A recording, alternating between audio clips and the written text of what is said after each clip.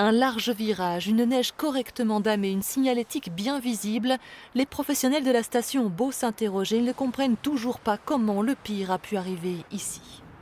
À quelle vitesse ils arrivaient? Est-ce qu'ils sont arrêtés plus haut? Est-ce qu'ils étaient en Transirect depuis quand? Est-ce qu'ils faisaient les fous? Est-ce qu'ils faisaient pas les fous? Quel était leur niveau de ski exact? Moi, tout ça, pour l'instant. Je ne sais pas, ouais.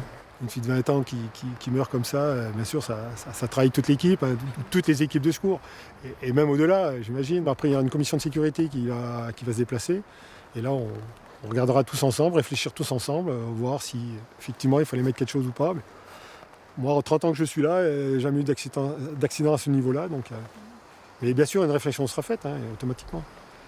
Selon les premiers éléments de l'enquête, la jeune skieuse bourguignonne qui avait pris de la vitesse n'aurait pas maîtrisé sa trajectoire. Elle aurait alors violemment percuté ces rochers en contrebas. Un terrible accident qui repose la question du port du casque. Sur la piste, les skieurs défilent et force est de constater qu'un bon tiers ne porte aucune protection. Pourquoi est-ce que vous ne portez pas de casque?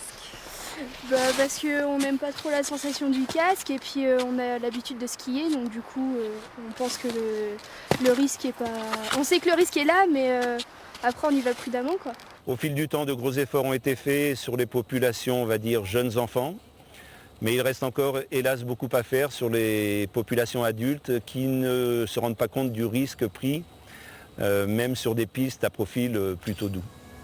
Le casque aurait-il suffi à sauver la jeune Ilona? Nul ne peut en être sûr. Ce qui est certain en revanche, c'est que le ski, du matériel à la pratique, a ses codes de sécurité.